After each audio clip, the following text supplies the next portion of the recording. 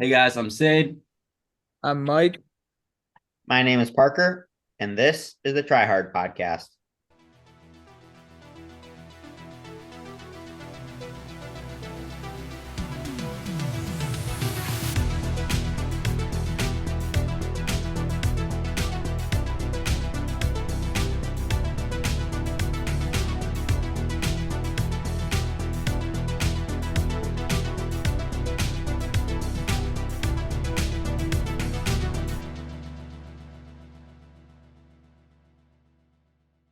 Welcome back, everyone, to the final episode of the Kona podcast series, where we will be recapping Parker's race today. Um, Parker, how you feeling? Actually, pretty good. I will tell you, having to walk the last half marathon does wonders for recovery. So that definitely does help. But before we get started, I just want to give a huge shout out to Rob Post, one of my athletes. I just saw this on social media. He dressed up as his coach, aka me, for Halloween, and it is one of the greatest things I have seen. And actually, I think for the cover of this episode, in honor of Rob, I'm actually gonna use the picture that he posted of him dressed up as me for the cover. So yeah, Rob, that was amazing. Thank you. I know he's a huge fan of the show as well, so he's definitely gonna get a kick out of that. But yeah, go check it out on his Instagram if you haven't already. But yeah, so now back to the race, back to the actual meat and potatoes of today's episode. I'm actually, yeah, feeling pretty good. I felt pretty terrible. I think the travel was actually worse than I felt worse after the travel than the actual race.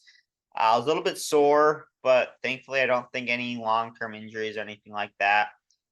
And yeah, just kind of residual fatigue. I went on a run yesterday with my good buddy David, and I thought we were moving. Like I knew we were going slow, but I was like, maybe 8:30s or whatever. I look at my watch and I see 9:30 miles. I was like, oh, I don't think I've ever run this slow.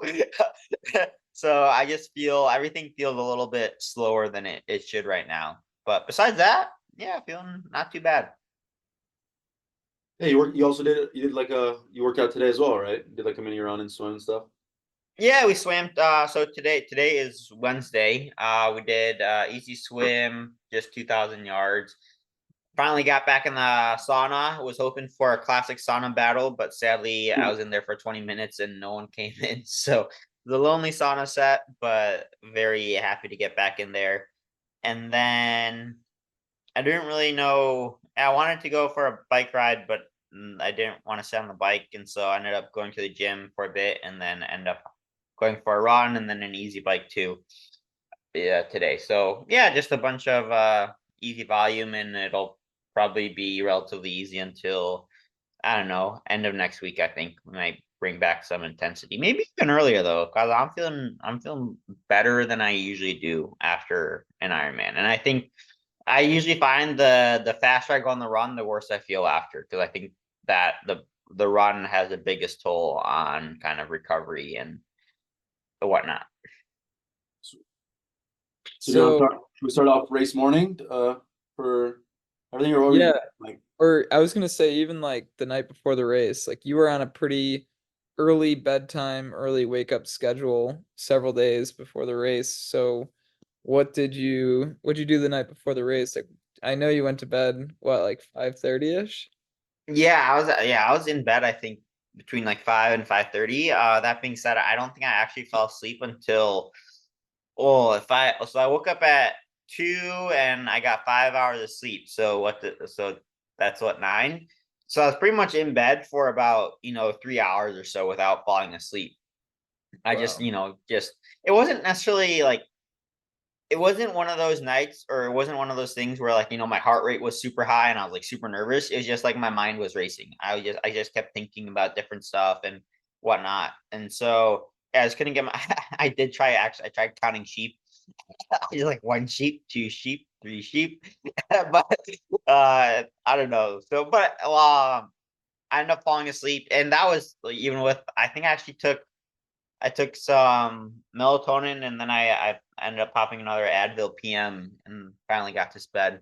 But yeah, then woke up at 2:30, highest HRV I've ever recorded actually the night before a race. even though I didn't sleep too long. Like I said, only I think 5 to 6 hours of sleep. Felt ready to go. So woke up, had my breakfast, which was, what was it? I had a Red Bull, Plasmade, and then I also made sure not to eat so I think my last meal was like at 2 or 3 p.m. the night before. So usually I eat a little bit later, just in general, because I'm working out, but I try to eat earlier. And so I actually woke up a little bit hungry. So I had a bigger breakfast than usual. So I had rice as well. And then I had my baking soda to help buffer the lactic acid. But yeah, so rice, Plasmade. What else did I have? Red Bull. That's about it. Honestly, kept it relatively easy or simple.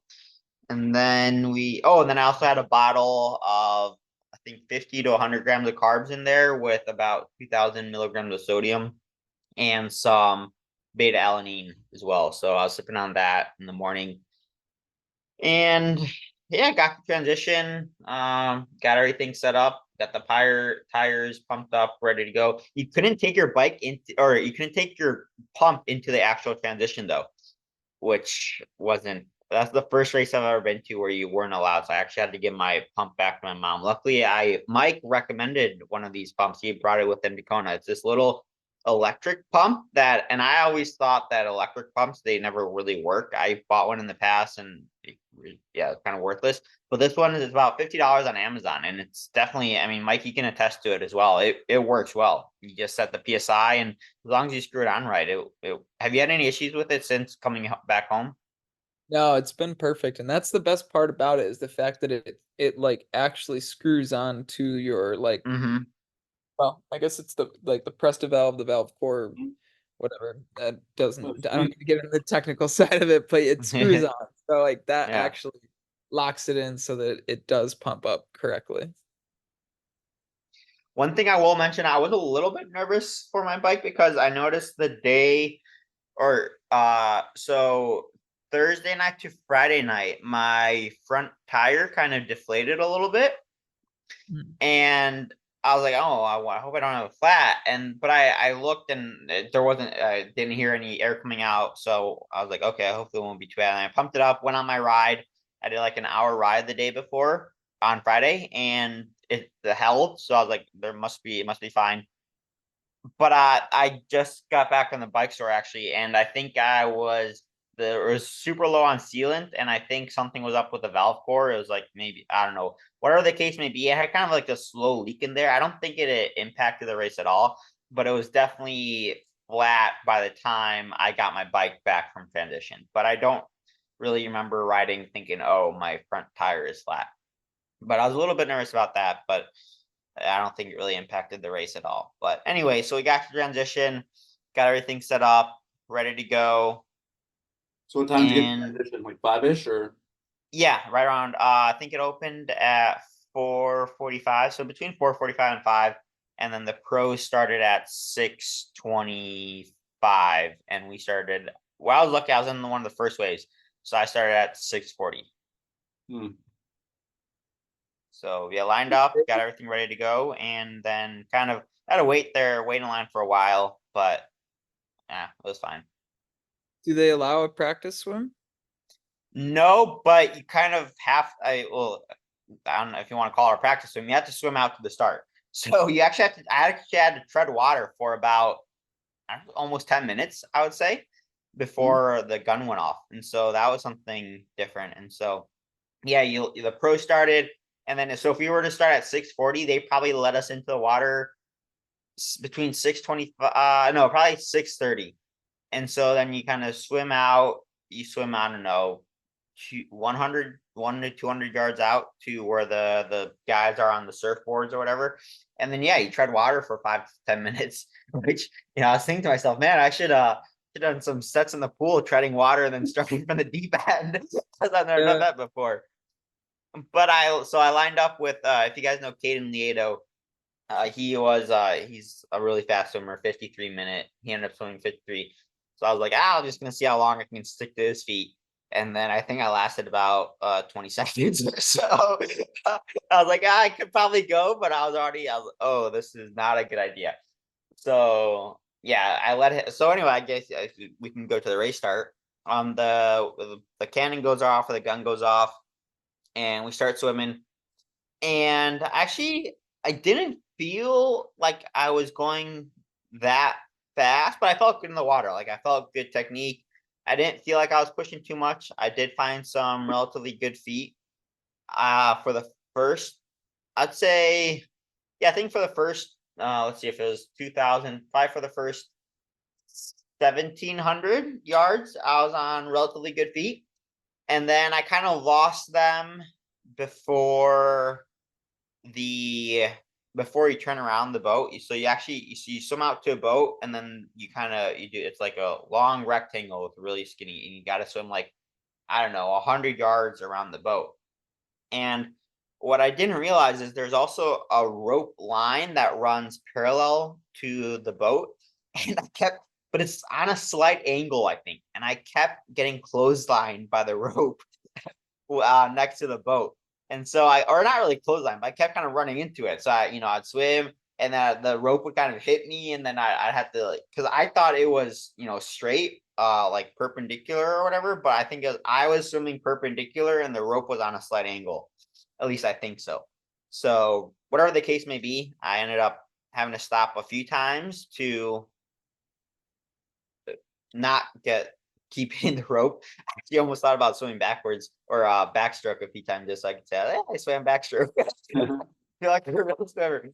But no, I had to slow down a few times for that. And then, which kind of sucks because that was the main part where I really got disconnected from the group I was in. Because after I made the second turn, so you make one turn, a right hand turn, and then one more right hand turn to come back to shore. And after I made that turn, I kind of looked up in front and I saw the group was like pretty far ahead of me. And I tried putting in a little surge to catch them, but I could see that it was quickly not the gap really wasn't coming down. And so then I kind of swimming by my own, and then I looked behind me to see if anyone was coming. So then I thought if someone's coming, then I'll slow down a little bit. But no one was really behind me either. And so I was like, okay, I guess we're swimming the last, by this point it was probably 1700 left. I guess we're swimming the rest by myself. But right around between the 2.5 to 3,000 yard mark, I think actually the faster swimmers from the wave before us started catching up. And then I finally got on some really good feet that last 1,500. I found some really good feet, was able to stick with them. And even though I didn't feel like I was going much faster, like the effort level wasn't that much faster than going out, we were cruising. I negative split the swim actually pretty hard. So I think I averaged right around I had to look at my splits, but probably around 130 to 135 pace going out. And then coming back, we were like right around 120 per 100 yards coming back. So we were moving quick. And there's a pretty big group of us too. It was like me, one guy in front of me. Then at one point, there's another guy to the right of me, and I ended up dropping on his feet. So we had a really nice kind of draft going, and felt good. I came out of the water, felt a little tired, but definitely. I mean, I saw the sub 60-minute swim, and I was very happy with that because I knew that was something I could have done. I could do on that day. I just needed the right conditions and for the swim to show up, and it did. So really, the swim could not have gone any better than it did. And I know there's quite a few questions. People were asking me if you got stung by jellyfish. They heard a lot about jellyfish, and I don't think I got stung at all, actually. And I was talking to the guy that won the swim he had set the course record, Sam, and he actually may be coming on the podcast soon. So definitely stay tuned for that. But he was talking to him. Actually, I caught him on the run and we were talking for a bit. And he said he got, like, all he was getting stung by jellyfish. So I jokingly say that he cleared the way for us and that we didn't get stung. But yeah, that sums up the swim. I'm sure you guys, any questions, or should I keep going? I had a question before the swim even started, actually. I forgot about this, but did you get to see the drum ceremony? No, I did not. I heard it, but I didn't really see You heard it. it? Okay. Yeah. Did they do that like before you get there, or is that like when the pros start? When do they do that?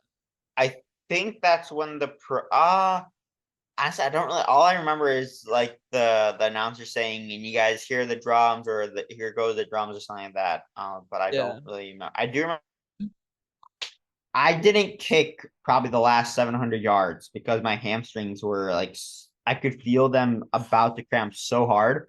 I pretty much the last 700 yards was all upper body, like no kicking whatsoever because my hamstrings were. I was really afraid. Actually, I was really afraid of the bike. Honestly, I was thinking to myself, this is going to be a very painful. I didn't think I was going to pedal. I was like, my hamstrings were cramping so bad, but luckily they didn't. So yeah. That's good. So I guess So moving on. Yeah. yeah, so then the transition point is right on the pier there. And then you get your It's a bike. long transition. Yeah, you have to run around the entire pier. Yeah, that's I mean, it's not a huge pier, but it's also not small. And like when Yeah. you run around the outer edge of it, yeah, it takes a little Yeah. while. So then when you get on the bike, do you go right up Palani? No, so you go up a bit and then you do kind of an out and back, and then the main hill up Polani is once you come back. Okay, So gotcha. like on the way back. Yeah. Yeah. So when you go up Palani to start, are you taking a left or a right hand turn to start the I'm bike? I believe we're right. You take a right first. Oh, okay. Yeah. Interesting. I'm almost positive. I can. Yes. I'll pull up the Strava and or the thing now because I'll be Yeah, talking because about it that anyway. first road, when you go up that first road, going up Palani there, when you get to that light, if you go left, that's where it brings you to the Kona Aquatic Center. And I think if you go right, that brings you down towards where we were staying the first week we were there. Oh no, you're right. So we looks like you take a short, so you take a left, and then oh wow, I didn't realize we went on that road twice. You take a right, and then you take a right. Uh oh, so you take a right down Plani, and then yeah, so you go down Plani first, and then you actually end up coming back up it. Interesting. Yeah, It's funky. it's a funky course. I don't remember going around this place at all on the way out. But I guess it's yeah. Anyway, I was a little bit out of it at the beginning of the bike. But yeah, I guess starting the bike, we felt actually pretty good. I think I don't know how many I had to push quite a few. I pushed quite a few watts up Polani. If there's a segment on Strava, I can tell you exactly how many. But there's so many segments on Strava. This is yeah, I can't find it. But oh here, Queen K climb Javi. That's the Javi climb. Let's see, what was my effort? Oh, maybe that was going downhill. Anyway, felt pretty good on the bike. The goal was anywhere between 240 to 260 watts to average. I ended up averaging 245, I think, or 243, and normalized as 252. So really right in the middle of the ballpark. And I didn't negative split or didn't really drop off too much. Obviously, the last 10 miles, power was a little low just because we're getting back into town, and or the last 5 miles, yeah, I was a little low just because we're getting back into town and whatnot. But honestly, I felt like I rode pretty much within myself. I pushed the climb up to Javi a little bit. I think maybe 270 or so watts. I would have liked to push a little bit more, but yeah, it was pretty hot and humid out there as well. And my legs didn't feel quite as good as they have on some rides before, I think. But also I didn't do an hour threshold kind of swim before any of those rides. So that also could have impacted. But really nailed the feeling up until the turnaround on Javi. If you guys remember from a previous podcast or on my YouTube video, I had in my Black Arrow bottle, I was gonna have all my nutrition or most of my nutrition for the way back. I have put 150 grams of carbs, and the key thing was the sodium, 6,000 milligrams of sodium. And pretty much the first time I go to grab that bottle after the turnaround from Javi, it dropped. It dropped right away. And I had a split decision. I was like, should I stop and grab it or should I try to grab it? but then we were kind of on a downhill section, so we're going pretty fast. And my thinking was, I can stop at aid stations to get the carbs back in me, to get gels or whatever. And they have Mortal on course, which shouldn't be an issue. So it shouldn't be too big of an issue, at least. And I actually grabbed an extra gel coming out of T1. So I ended up having, I think, 200, 8, 16, 24. I had 270 grams of carbs going out. So it took about 2 hours. So about 130 grams per hour. And I actually felt really good. Stomach didn't feel bad at all. But then coming back with that lost bottle, and the biggest thing, the sodium. Two things. One, the aid stations. I wasn't hitting the aid stations as quickly as I thought I would. Maybe just on the map, they look closer than they were, or it just took me longer to get to aid station than I thought. That and the Mortal hydration, it's pretty diluted, I think, especially for someone like me, such a salty sweater. And I was losing definitely more than a liter of sweat per hour out there. So I was probably losing, probably close to 2,500 milligrams of sodium to 3,000 an hour. And I was probably taking in on the way back. I'd be lucky, I think, if I hit 500. And I was already in a deficit, I think, coming out of the water, as I was cramping pretty bad. So I don't think it impacted the bike leg too much, but it definitely impacted my run quite a bit, I think. Well, I know it did. So yeah, there's kind of the rundown of the bike. I know you guys were wondering a little bit about pack dynamics. Yeah, I was Yeah. gonna wonder, like, were you working with people on the bike, or how were you like alone out there, or how was it out there? Yeah, it was definitely. So I think there was this one guy. He was riding what was it? I think it was a Trek. He was a bigger guy too. He's in the 35 to 39 age group. I remember I was talking with him. But I remember he was pushing some big watts, because I was surprised at how he was actually able to stay with me on some of the climbs. I was surprised because I was pushing, 260, 270 going up climbs. And this guy, he was tall. He had to be pushing, Mike, if you're pushing 30 to 40 watts more than me, he had to be pushing at least 60, I'd say 60 watts more than me. So he's probably pushing 330. And he was staying up with me. And then I would make up a little bit of time on him on the uphills, but then he would always catch me kind of on the flats and the downhills. So we definitely worked a little bit together. And then I definitely put in quite a big there's also this one guy on a super bright Trek, or no, maybe it was a Canyon. I almost thought it was one of those, those Zwift Academy Yeah. Canyon bikes. Yep. I almost thought it was like one of those, but it was like an orange one. And he smoked me up Polani, or up Javi. He was cooking. It's like he rode past me and I was like not even like, I thought I was standing still. So I tried to stay with him for a bit, but I would have had to push like 330. So I didn't do that. But yeah, we rode. There was definitely road. I was definitely with the pack coming back from hobby, but then I put in a few surges after the slight right turn you take coming out of, what's that town called? Kuakini, something like that. Yeah, I think so. I think. Look, Yeah. yeah. Kuakini, yeah. So you take a slight right, and then after that, you have quite a few rollers until you get to the energy lab. And I definitely put in some surges up there, like during those rollers, and I kind of broke away from the pack I was with. But then they ended up catching me within the last, when I backed off the power with the last 5 miles to go. So we actually came in to transition with kind of a good group of us. How was the wind? The wind actually, so I got up to, but right before we started the climb to Javi, I think I was averaging just over 25 miles an hour. I think it was like 25.2. And I was thinking to myself, man, we are going to cook on the way back. We're going to, we're going to slow down a little bit with this time, but we're going to have the downhill. Then we're going to have a nice tailwind too coming back, because we really didn't have much wind. So I was like, oh man, we're going to be averaging, 25.5 miles per hour on this course. But we had the downhill, and then the wind definitely started picking up on the way back, and it was definitely more of a headwind actually coming back, which I was surprised about. I thought we'd have a tailwind coming back, but no, we definitely had a slight, it was either always like a crosswind or a tail or a headwind coming back.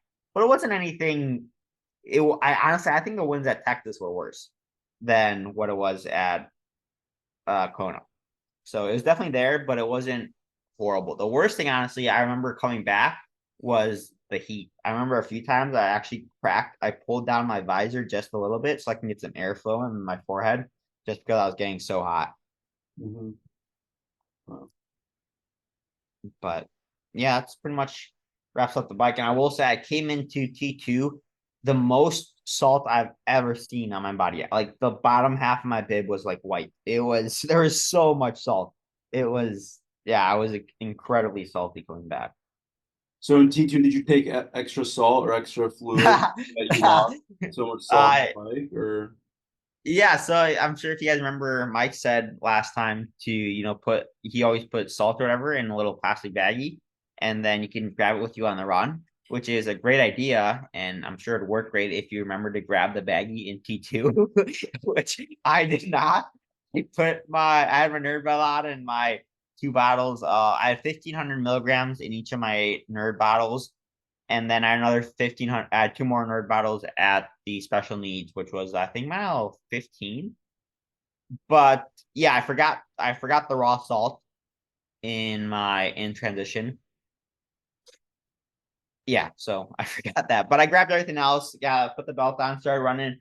And I was honestly pretty, I think the first 5K of the run was probably the most negative I was the entire race, like in terms of personal and like headspace. Just because I know when I come off a bike, I can usually tell pretty quickly based on kind of the pace we're hitting how the run is going well. At least I thought. And so, I was shooting for a sub 3 hour run, and for that you have to average like 650, 652 pace. And I come out in the first mile, I think is actually slightly downhill, and I run like a 640. I'm like, oh, this is gonna be a long day. And then the next mile is kind of flat, and then it's like 7 minutes. Like, oh boy, this is gonna be a tough one. But then actually right around, so you do like a 5K out and back, or it's 10K total, but you do like about 3 miles out, 3 miles back, and then you do the climb up to the Clean K. And right around the turnaround, actually, the legs started coming around. I'm not too sure why, I think I took a gel in maybe like I took a gel or something, whatever the case may be. The legs started to come around. Oh, and I will say during this entire time, the legs had kind of that same feeling that they did during the last bit of the swim, where the hamstrings were just like on that verge of cramping, but not quite cramping. So I knew a cramp was coming on and I needed the sodium. And so I was sipping on the nerd bottles, trying to get in as much sodium as I can. But yeah, coming back from the turnaround, the 5K, slightly there's like uphills, and I was running right around 650s, low 650s. So I was like, oh, if we're running, 650s on these hills, and I felt stronger, I felt better. Like, okay, we could actually turn this around. And then we get up to run up the climb. And then I remember seeing my coach there, and she said, how you feeling? I was like, I wasn't feeling too good, but now I'm feeling much better. Now my dad. Oh, and also my dad said we have to show more emotion on this podcast. So you guys have to be more emotional on No, this I didn't podcast. say that. What the motion is hitting you, but did you tell me you forgot your bottles and your dad And then got them? anyway, where was I? Oh, I saw my coach. She said that she asked how I feel, and I said I wasn't feeling too good, but now I'm feeling better. And so yeah, we started going up to the energy lab, and still slightly uphill going up to the energy lab, and I was still feeling good. Obviously the cramps were starting to get a little bit more serious, but we were still running, high six, like I think 650 pace. And honestly, at that point, at a mile, 7 or 8, I was like, we got a sub 3 in us, because if we could average 650 to 7 going uphill, we should easily be able to average under 640s going downhill. Until the cramps started kicking in. That's the hamstrings really started cramping up on me, and I was just the longer we went on, the worse they got. And I don't think I actually started walking until after special needs. But we got to the energy, or even before the energy lab. I think we hit the energy lab mile 12, and I think by mile 10, between 10 and 11, the cramps really started kicking in. That's really when I started dropping to like an 8:30 pace. Yeah, and then we get to, for some reason I thought special needs was a lot earlier, but I still try to stay positive. I was thinking, if I get to the nerd bottles, get some more sodium in me, maybe the back half thing will turn around. But also just the legs by that point were just, not only were they cramping, but they also just felt like incredibly heavy. Like the feeling you get at like mile 20 of the marathon in the legs, like I was already starting to get that now. And I don't think it had anything to do with fitness or whatnot. I mean, I've done longer, harder runs after harder bike sessions leading up to the race. And so I truly think it was the lack of sodium. I was able to stay on top of like carbs. I think I may have been a little bit low on carbs coming back on the second half of the bike as well. But I still tried taking in carbs during the run. I was taking between 7 to, yeah, for the first hour. I probably hit about 100 grams of carbs in the first hour. But then after that, everything just kind of started shutting down. Then we got to the special needs, and I thought, maybe if I down this, I just wanted the sodium right away. So literally within the span of the next mile, I finished both my nerd bottles. So that was another 3,000 milligrams of sodium right there. And the cramp stopped in my legs, but then my stomach started cramping up real bad. And so that was almost worse than the leg cramps, because by then, I'm just kind of like bending over. That's when I started walk jogging. And yeah, that's kind of how the rest of the run kind of played out. As the farther I got, the more I walked. But I was able. I stay positive. I was thinking to myself, Parker, you're out here. This isn't the day that you wanted, the day that you expected. But then I also saw Christian and some of the other top pros kind of not having their greatest day when I was on Queen K. I was like, you know what, you're out here, make the most of it. And so I really was, happy. I was in a good headspace. I was enjoying it. And yeah, I saw some buddies out there, shared some good moments. And then finally, with about, a mile or two left, you have the nice long downhill. Saw Jan Frodeno handing out water. I just run over to him like crying. I'm like, Jan, and I just like give him a huge hug. And he's like, you're amazing or whatever. So that made my day. And then I saw Matt Jansen, the owner of Raw, and his wife out there, and she held up a bag of cookies. She's like, I got these for you. It's like, and then I'm running back with about like a mile left. I see my dad. He sits right next to me. He's like, if you run under 8-minute miles for this last mile, you will have ran a faster marathon than Christian Blumenthal. Like, we got to finish it out now. And so yeah, we finished, I think, with like 3:29. I think 7:56 was my average pace. And yeah, ended up with a faster marathon than the Olympic and world champion. So yeah, it wasn't too bad of a day after all. I feel like no matter how high the fitness is and what you do to prepare, like Kona is just so brutal. And like anyone that watched the pro live stream could see it. And like a lot of people that we expected to be on the top of the podium, they weren't there. And it's just, you don't know, like, what's coming and you know how hard it is there, but it's so difficult to prepare for that unless you like live there. And like, I don't know. Like, Yeah. it's just so different than where any of us are living and training in constantly. Yeah, no, it's just because it's so different, I think, honestly. That's the biggest thing. And and it's hard to replicate. Like, you can do training sessions there, like, yeah, and like we did like what, like 3-hour rides and runs off of it. But the thing is, like, an Ironman is so long. Like, if it was a 70.3, I think it'd be fine.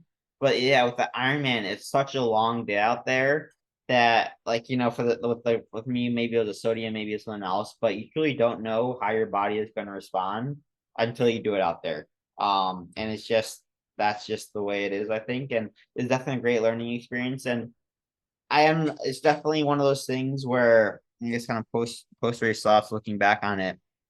I was talking to my dad. It's like, I'm just definitely disappointed with how the end result. I know I could have gone top 10, maybe even top 5 if everything went perfectly well on my day. But I'm also very happy and proud of myself that I was able to keep a positive mindset, and that's definitely a big improvement and change since Ironman Texas. And I'll still because the biggest goal I had for this race was to enjoy the pain, enjoy the suffering, enjoy the entire process, and I was able to do that. And so at the end of the day, even though if you look at this as a test, and maybe you got like a C on a test that I studied for, and I know I could have gotten an A on, and I've gotten in better grades on the same test in the past, but I'm still happy with the end result, I guess, and it's definitely motivating to go back and actually I watched Lionel's recap of this as well, of his race as well, and I think he said it perfectly. It's one of those things where there's so many pieces to the puzzle, and if it were so easy to conquer and you're able to do it on your first try out, then it's almost not that fun. The draw I think that pulls us to come back is the fact that it is so hard. There's so many pieces to it. There's so many different layers of complexities and whatnot. Now, thinking like if I did go 8.5 hours and I got top 5 in my age group, what's the next step then? Go faster from there. How do you really improve on that? But now it's just the goal and the drive. I think it's so much more, and it's truly is. If you guys haven't watched Lionel's video, then you should definitely go watch it after this, because he puts it into words, I think, better than I can. But I'm sure you guys can agree that the never-ending quest to conquer Ironman is kind of what all brings us to it. Definitely. Yeah. It's a heck of a lot different than a 70.3. Oh yeah. Like, can you describe about like the Kona, like the run heat? So like I know you were mentioning it was hot on the second half of the bike, but how was Oh it yeah. like on the whole This will run? Like This will make you watching laugh. on the live stream, it looked miserable. The pros dumping every aid station. So how did the heat feel on the run? Well, honestly, I don't think the heat impacted me that much on the run. Maybe because I wasn't going too fast anymore. Like it was uncomfortable, but I remember being in worse misery at St. George, or at, I think Ironman Texas. I think the humidity, but it's one thing. I was thinking of this during the race. You guys are gonna laugh at this when I talk to you guys about it. So you guys know how I spent $250 on this like nice Omius headband, to keep me cool, and it works great. But the one thing is you got to pour water on it for it to work. So Yeah. I'd go to these aid stations like, I need water. I'd drink all this water. I leave the aid station like, crap, forgot to put water on my Oh my head. god! And it literally happened like for the first I don't think I put water on it for the first 4 miles. It's like one of those things. I just completely kept forgetting about it. And then finally I remember once, but at that point, I don't know, I wasn't running fast. Yeah, the heat was, and maybe I just don't remember it as, or maybe the pain is less now than it was in the moment, but I really don't remember thinking to myself oh man, the heat sucks. Or maybe it's because I was dealing with the cramps. I was more worried about the cramps and whatnot. But yeah, honestly, I think the heat didn't impact me as much as I think, at least on the run. Then I actually felt it worse on the bike, to be honest. Like I said, because the visor, the helmet, and I just felt a lot hotter on the bike than on the run. Were you putting ice down your kit and then? Yeah, I was doing that. I remember to put the ice down my cat, but I just and I'd hold ice. I just kept forgetting. And then once I did remember, every other aid station, I'd forget to put the water on my headband. But yeah, I was thinking, oh god. But yeah, it was hot out there, but it wasn't terrible. Parker, you're like David Goggins during the Badwater 135 when they sit him down for his post-race interview and they're like, "What did you think about the heat?" And he just says, "Didn't even notice it." Running through the desert for 135 miles. Well, it helps when you got cramps to keep your mind off the heat, I'll tell you that much. Yeah, so I feel like with the Omius headband too, anyone that's listening that if they have one or they plan to get one and use it, sometimes when you first put it on and it's sitting in transition or sitting in your gear bag and it's a warm day, sometimes it gets hot. So the first moment you put it on, it's actually kind of uncomfortably warm. Once you put water on it, it is better. But I notice if you take it off and then pour water on it and then or just reposition it on your head, sometimes it then you feel the cooling effect. If it's been on there for a while and you're not really feeling much, sometimes take it off, put it back on, pour water on it. That helps. Yeah, especially the part where you put water on it. Helps a lot. Necessary. Yeah, definitely necessary for it to work. And I mean, when I did quit water, it definitely helped.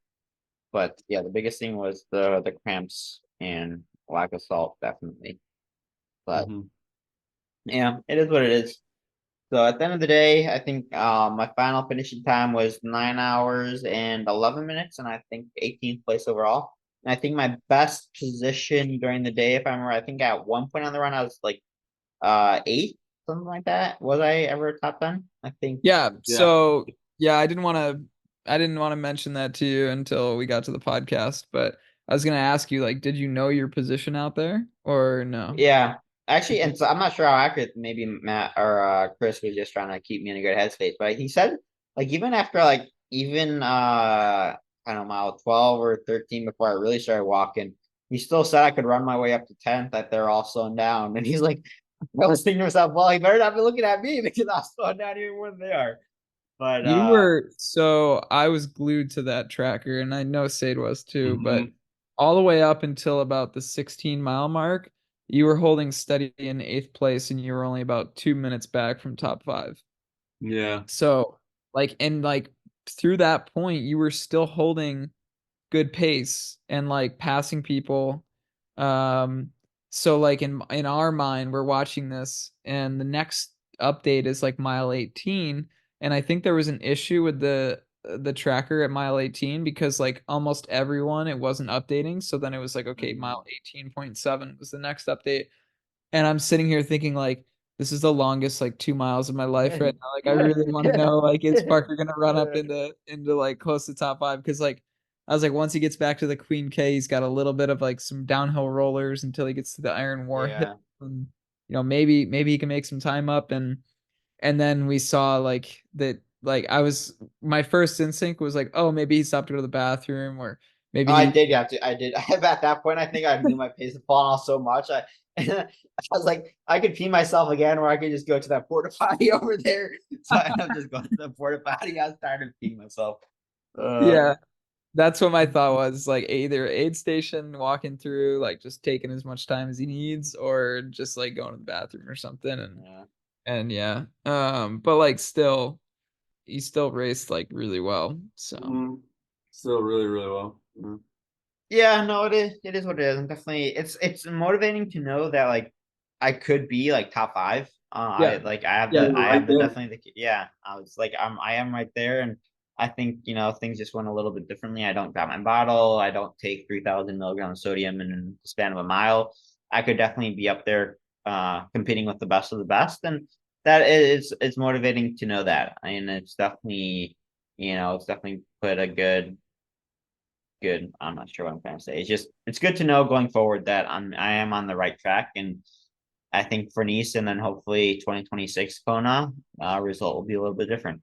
Mhm. yeah. Chad put on his Instagram today. Someone asked him a question: is Kona or Nice harder? And he said Nice was more challenging, I think. So that's Really? that's what we Wow. have to look forward to, boys. In my mind, I was thinking the whole time, like, oh, like after spending a week in Kona, I'm like, I can understand the bike course would be harder in Nice, but I'm like, other than that, I don't see what would make Nice harder.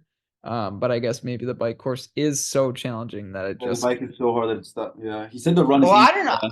unless you Yeah, like over bike. I can't. I've obviously never done Nice before, but I have a hard time believing that Nice will be harder. I think it also depends on where your strengths are. I know, like for me personally, being a little bit lighter, and I enjoy climbing. I would rather have a hillier course. I like, especially like longer sustained climbs. Like I know it's gonna be long, and I'm like, when is this hill gonna end?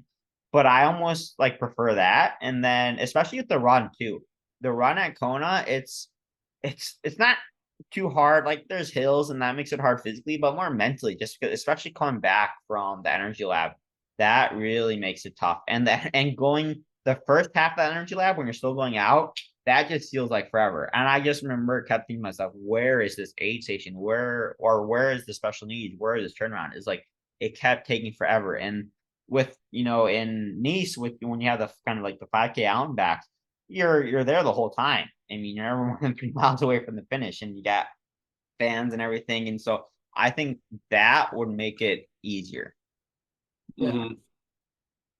But like, It, like, but I feel like the times will be slower in Yes.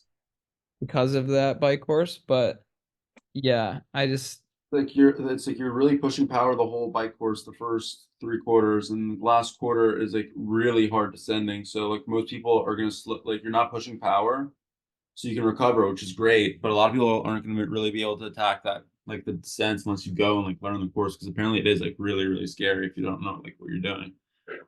yeah. But I think having like not having a pedal in this like the last like 60K of the bike's really gonna be nice though for the run. You just have to be careful not to overbike the climbs. Definitely. Yeah. No, I haven't qualified yet, but if my goal next year will be to qualify. I still haven't decided what race I'm going to. It's either going to be Texas or Placid, but one of those two races I'll be at and trying to But qualify. would you go Huh? to Europe? Would you go to Europe to have a double Europe trip? Would you go to like Frankfurt or Hamburg or no? To try and no, I think because that would be too close. How far away? How No, it's far? before. Those are before Placid or Hamburg is. Oh, really? Mhm. Yeah. Oh, I don't know. That's actually How probably would not. you- I think That's- it would be tough because Yeah. qualifying times there are fast, man. Yeah. I don't know. We'll see. I mean, Well, it's probably not, like especially because I'm gonna be going to Europe to do Marbella as well, and then I Oh yeah, do, then there'll be so many trips. Yeah, that makes sense. yeah, and then if I were to, and I'd have to look, but also there is a 70.3 in my mom's hometown in August that I would like to do if possible. So that I'd like to do that one. So that'd just be too much travel, I think. yeah. Well, Plus, then Texas probably. In the Czech Republic, Would you? I say, would you go do Texas probably then for qualify for Nice or Lake Placid, or you're still 50-50? probably still 50-50. If I do Texas, I'm not gonna train really for it. I'm gonna be training, but I'm not gonna target it as an A race like I did this past year. I just don't wanna be doing, 5-hour training rides every Saturday for 2 months straight in my basement. So I'll probably I'll definitely if I do sign up for Texas, I'll hammer the swim. And I actually don't mind doing longer runs on the treadmill. I don't know, we'll see. I just don't want to overcook myself leading up in Texas Yeah. like I did this year. So if I do Texas, I'll probably be in like good 70.3 shape and not Ironman shape. And if I do Placid, then hopefully I'll be in really good Ironman shape. Mhm. plus, Yeah. if Parker does Placid, he doesn't have to worry about competing with me for a slot because I already got one. So Yeah. I'll be able to take Mike's roll down slot. Exactly. My slot will just roll down to you. Exactly. Yeah, I'll get an extra. I'll have that in the back of my mind. Like, oh, at least I don't have to be at the very Yeah, pointy you end of the just race. you can bank on it rolling down to Yeah. second place in age group. So. Yeah. Yeah. No, but that would be fun because I think we're gonna have a couple people there, right? Like I know I'll be there, possibly Jimmy. Jimmy's thinking about Placid. Sasha will be there. Oh, that's right. That's right. Yeah. Good. That'll be fun. Yeah. Maybe Jake. Probably. I don't know if Jake will do it. Maybe. Too bad Seid is in my age group because then I could bang on Seid at Texas. I am in your age group, buddy. What are you talking about? You're 25 to 29 now? Yeah, fast. Oh, well, would you look at that? Now I have Seid in my age group now. Dude, now you easily whack me again, like just like Yeah. Florida. Oh Just my like, god. yeah, we'll see. So how about we just go quick through like race schedule or like what's next? Actually, what is next for you in the next couple months? And then maybe we'll just like talk about like tentative race Yeah. schedule for everyone. I don't even know, to be honest. I'm almost positive I'm going to be done racing for the year. I don't think I'm going to do any more races. I actually thought about, kind of like you, Mike. I thought about doing. I did think about doing Ironman Florida on Sunday, but I don't think that would be a good idea. So I decided not to do that. And then I was thinking about doing 70.3 Florida, but that race is sold out because I have a few athletes racing there, so I think that would be a lot of fun. And so I think that's just a sign from the gods, just the college season. So I'm almost positive I'm gonna call it there or call it at Kona. And then Yeah, I'm gonna try to get fast. Honestly, I wanna be able to push more than 270 watts and run faster than 6 minute pace at a 70.3. So that's gonna be the goal this off season. Is really, like I said, if I do Texas, I'm really not gonna do any sort of Ironman build until Nice next year. Just really focus on 70.3s and try and get fast before I go long again. And then yeah, I'll probably do some sort of 70.3. Maybe Texas next year, 70.3 Texas. We'll see if I don't. I'll do one of the Texas races.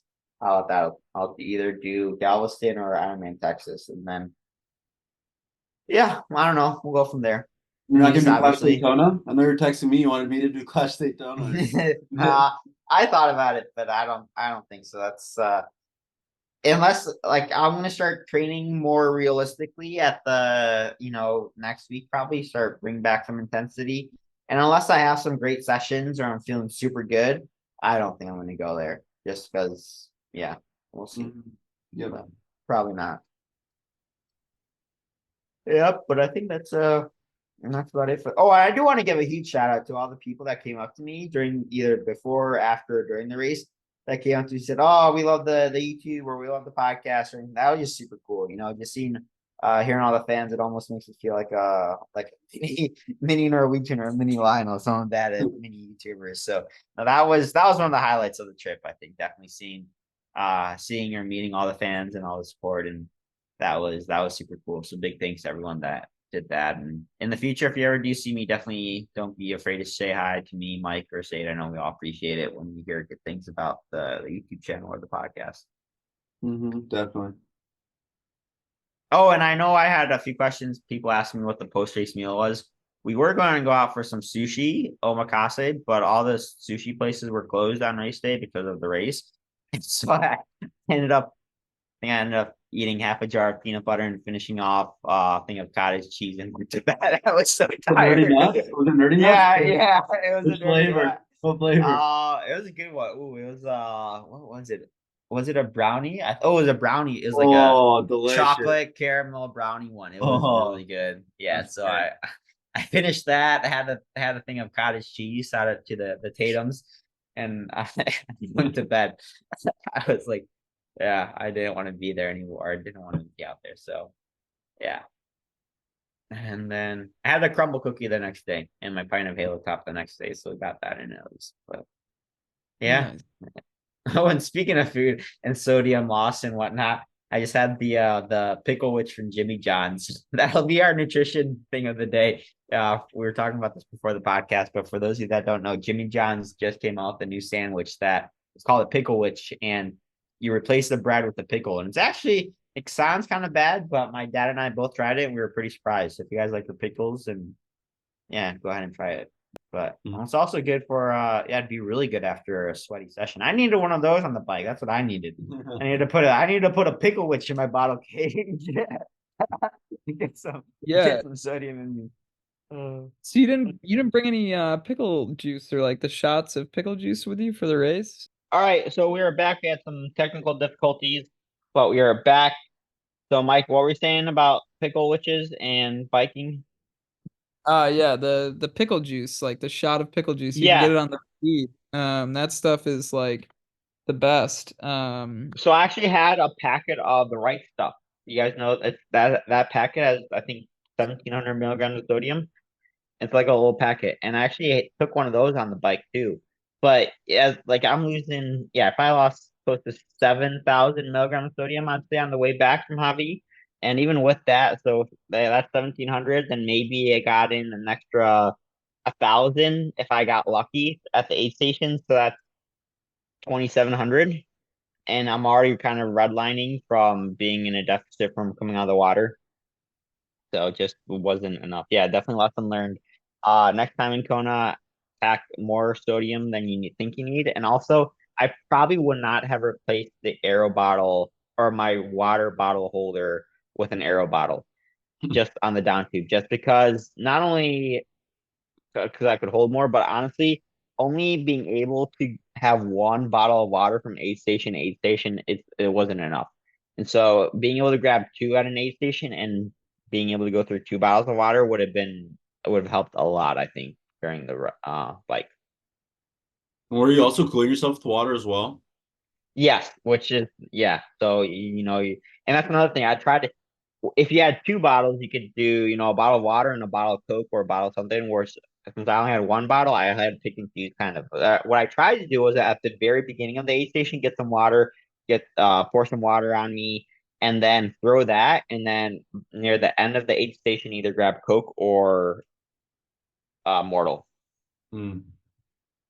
Did they have bottles of Coke that they were handing out at AIDS? Yes, they did have. I did take one. Yeah. How And do they you have different drink? caps, right? What? They have like the athletic caps on them. They do, right? Yeah. So yeah. So they did have that. Yeah. Oh, that would be amazing. Deep into They've had that America. at other races. They had those at St. George too. I remember. They don't have them Mm. at non-world championships, I guess. Not at Maryland. I would have Mm. grabbed But one. definitely not Maryland. Oh, not at Placid either. I could have used some of that at Placid. So anyway, I guess we'll end the podcast here talking about schedules for next year. If you got like tentative schedule, if you guys have stuff in mind. Say, do you want to start off? Sure. I was thinking, as I said before, I'll probably go do another full for Nice. So I'm thinking just to do Texas again. So do better than last year, which hopefully will be really easy to do a little better than last year.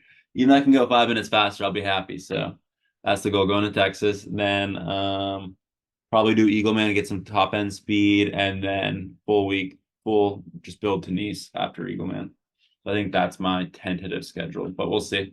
I definitely think I do want to get a full Ironman before Nice, so Texas. What about you, Mike? Mike. Yeah, so I've got St. George and I've got 3 races that are already like booked. And then a 4th race that will be added on a little bit later. But I'm going to St. George in May to do the 70.3 with Ezra. So that'll be fun. We'll fly into Vegas there and then drive up. And I told Ezra that if he wins the race, we'll go put it all on black. I think Got to. How far is the drive? like 2 hours from Vegas. It's really not that bad. Uh, and then I'm racing Placid again. And then I will do Nice. I think it's like 8 weeks after Placid, 8 or 9 weeks after Placid. I'll go to Nice. And then my plan, and we'll see kind of how I don't know when I'm going to sign up for it, but I think I want to do Arizona at the end of the season to try and get a Kona slot. And like right now, all the training, like my training volume is fairly high for the off season for me right now, but I think I'm just trying to, I suppose, set a new standard and like proof of concept right now and see like post Maryland, which is about the same time that Nice will be next year. Like, am I able to recover and like build up enough volume before trying to do another Ironman? And I think Arizona is in 2 weeks, maybe. And like right now, if you asked me to do an Ironman, I would honestly say I feel like pretty good. I haven't had like the crazy 5 hour indoor rides, but I feel like really good right now. Plus, you have an extra week because Nice is a week before Maryland. Oh, yeah. You should do So California. I thought about that. I thought about that, but I was like, that might be too tight of a turnaround time. I think Uh, I'm gonna do that one. yeah, if you're doing The that one, swim. I'm staying far. I'm staying far away from any race that you do to get a Kona slot. So if you're going to California, then I'm going to Arizona. I can't take any chances. No. We'll see. And then, yeah, so Parker, what do you think for next year? Actually, I didn't even think about it, but yeah, because I want to go back to Kona. So I would do Nice and then California, I think. Because I'd rather do that one than actually Rob did it this year and he said he really liked the course. He'd highly recommend it. And especially with the swim. And I've done Arizona before and it's a cold swim. And so is California, but California's downriver. And so I'd either do California or Florida, one of those 2 races. Yeah. Yeah. But Well, sounds good. Any All right, I other think. nutrition products that anyone has to share? Besides the unwich or the pickleage. Pickle Witch. I tried something yesterday. Blank Sports Nutrition, one of their they like when you get some of their stuff, they send like a testing like new product in development that they're working on, and they have a root beer flavored protein powder, and I tried that and it was pretty good. Like Have you surprising. tried that root beer carbs yet? No, I want I to try don't that so know if bad.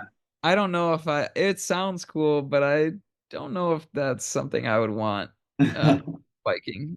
Yeah. Oh, speaking of root beer protein stuff, I recently had a vanilla protein shake mixed with a Diet Coke, and that was actually pretty good. Mm. Sounds Oh, we decent. actually just got a listener's question from my dad. Said, ask the tryhards if I should do a month of training in Brazil for Texas.